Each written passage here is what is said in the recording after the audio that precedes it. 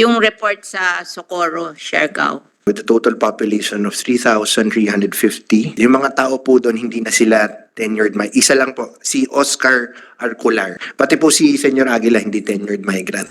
Ako, pagtingin ko pa lang dyan, sindikato yan. Kasi kung ikaw religion, hindi mo aapihin yung mga tao. Pag ganyan ang decision nyo na we leave it to the committee, ganyan, walang mangyayari dyan. Wag ganyan ang approach nyo, parang takot na takot kayo, wala kayong decisiveness. Pag binigyan mo sila ng choice, hindi susunod yan. You know, you have to be decisive kasi syndicate yan. Yung syndicate, pera ang gusto, napakalaking pera. Pag ganun, ikulong na yun. We had entered into an agreement to work with the different agencies that are also concerned with the welfare of the people in this area. And so we have been holding consistent meetings with and coordination meetings with Department of Justice po, the DSWD, the DILG, including the PNP po. At ngayon po ini-expand yan. And I will request Yusek Mark Fragada, who has been attending also the operationalization of this concept of coordination between the interagencies to give an update. I wish to cite here, though, Madam Chair, the coordination that is being led now by specifically in terms of the strategic approach by Secretary Remulla, Secretary Rex Gatchalian, ourselves po, and Secretary Benher Abalos. So we are coordinating with these different departments in an integrated approach to the situation po. And if I may turn over to you, Sec Mark, for the latest updates po. Madam Chair, good morning po. Morning po sa atin lahat. Just a quick update and regarding the investigation that we conducted after our hearing po nung the last hearing we had here. After the hearing, as mentioned by Secretary Loizaga, we already immediately had a meeting in DOJ with the other departments to organize an inter-agency approach in the problem in Socorro. The premise of the meeting was to bring back proper governance in the area if need be, and secondly, try to eliminate the culture of the area being a religious cult. So yun po yung basic premise natin. On October 9, October 10, we had an ocular inspection. The regional team went to Socorro Bayanihan. Nandun rin po ang DSWD during that time because they were doing their own investigation with regards to their 4Ps and their beneficiaries. We got some info regarding the area po. With a total population of 3,350, of which 1,017 are children. Doon po. 3,350, Madam Chair. 1,017 po. Yes, ma'am. Roughly, ma'am. 1,200 households. As I reported earlier during the last hearing, we had tenure migrants in the area. Sila po yung mga inawardan po natin ng PACBARMA noong 2004. After investigation of the area, bumaba na po yung numero ng tenured migrants. Ano na lang po siya ngayon? 174. So this is because some of them already passed away, matatanda na po sila, or they left already SBSI, Socorro Bayanihan. So among the set of officers, ma'am, na binigyan po natin ng PACBARMA during that time, isa na lang po ang naiwan na tenured migrant na nandun. So technically, yung mga yes po, yung mga tao po doon hindi na sila tenured migrant. Isa lang po, si Oscar Arcular. He was the only one remaining. Pati po si Senyor Aguila hindi tenured migrant. Technically, ma'am po, pwede po. So during the investigation, ma'am, we also visited their nurseries for seedling production. They had plantation establishments there, which is part of the agreement under the PACBARMA. Then the team also validated the following violations, as I mentioned during the last time, was the establishment of checkpoints, access roads, volleyball courts, wave pool, recording studio, radio station. So these are all violation po against the PACBARMA agreement. So yun po yung investigation that yun po yung results ng investigation last October 9, October 10. Then on October 12, we had another meeting in DOJ. And in that meeting po, present rin po ang PNP sa area. Again, DILG, DNR, DSWD. So we were trying to find a solution or a better means of approaching the problem in Socorro. So nag-agree naman po ang mga secretaries that through an intergovernmental approach, we'd be able to address the problem there of governance. No? In terms of filing of cases, we leave it to DOJ. Meron po silang listahan ng mga nakikita po nilang pwedeng pag-file ng Decision nyo, hindi nyo pa aalisin? wala naman pong decision pa, ma'am. We leave it to the interagency to make the proper decision in terms of what approach should be taken. Kasi ang mahirap po, ma'am, if we decide right away, the resettlement is one issue. Because these are around 3,000 individuals. Families yan eh. Sabi mo, how many families? 1,200 po ang families. Ang dali-dali sa amin ng 1,000. Maghahanap ka lang ng NHA project. Ililipat mo sila doon. It is an option, ma'am. Option. It must be done. Yes, ma'am. Nandyan daw ang should. May project ba kayo doon?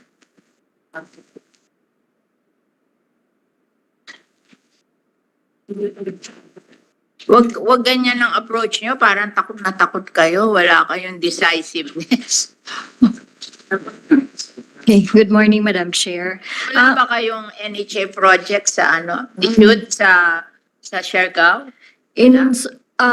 Wala po, ma'am. Yung Socorro kasi is an island. Medyo malayo siya from the main, yung Siargao Island. It doesn't matter. Kami, Las Yes po. Piñas, we go to Naik. Opo. During our meeting, interagency meeting last Wednesday, presided by the governor, they identified possible housing sites po 18. Kaya lang po, of the 18, 15 po yung zoned as agricultural, 3 yung residential, but yung residential are all in Surigao City. So, if okay naman po yung mga i-resettle natin to go to Surigao City, we've identified 3 sites subject for Wala validation. naman silang choice eh. Yes po. Huwag mo sasabihin, okay, wala silang choice. Pag binigyan mo sila ng choice, hindi susunod yan. Kasi, you cannot, illegal sila dun eh. Illegal sila dun. Yung ating legislated protected area should be preserved. Ako, dun sa amin, may tumirang 300 na informal settler dun sa aming Las Piñas, Parañaque Wetland Park. Pinamove ko sa MMDA, minove out nila. Minove out nila. Hindi naman meant for housing yung legislated protected area. Yes, ma'am. Bakit nila titirhan yun? Wala silang choice. Kung saan merong NHA project, doon sila lilipat. Hindi mo sila, pag pinigyan mo sila ng choice, hindi sila susunod. And siguro may bibigay nyo lang na tulong for every family, hindi yan nalipat, hindi binibigyan ng pera. Ako sanay na ako dyan eh. Kahit bigyan mo ng bahay yan, pag hindi mo binigyan ng pera, ayaw lumipat. So, bibigyan mo rin ng pera, baka yun ang counterpart nyo.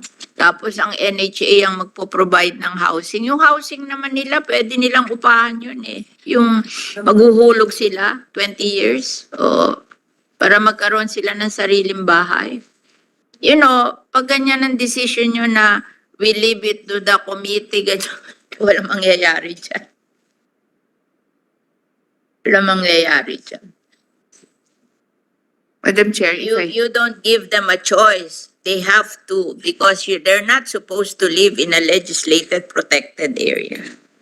Kami sa amin doon, ako tinawagan ko MMDA, minove nila. Tapos tumira doon sa kalye. Pinagbibigyan ko ng IX. Di bumalik. Taga Laguna eh. Di naman taga Las Piñas eh. Merong syndicate na nagbuhat doon. Dinala doon. Siguro kumita. Diba? para tinuruan na doon tumira. Ako nagpaalis. Oh. Tapos nung ayaw umalis sa kalye, binigyan ko ng IX, di nawalan lahat. Madam Chair, if I may, the agreement between the secretaries is to complete the investigation. So ngayon lang po But nagka-detalye. they Yes, said, they're ma'am. not legal. Yes, Diba? ma'am. Isa na lang ang legal doon, di ba? Yes, ma'am. Oh, di meron na kayong Yes, ma'am. basis to do it. Yes, ma'am. So, Walang legal doon eh.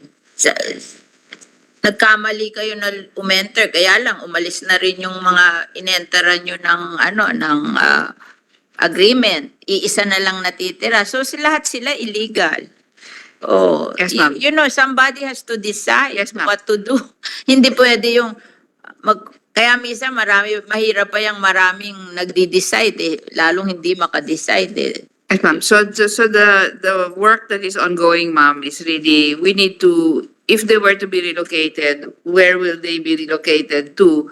Are there standing structures already for the relocation? Site pa lang ho ang in-identify.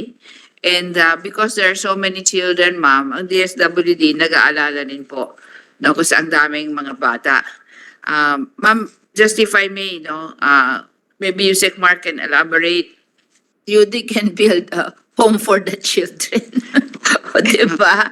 I mean, alam mo, pag ganyan ang attitude nyo, hindi nyo masosolve ang problem. Dapat somebody has to decide Yes, ma'am. and do it. Oo. Kasi,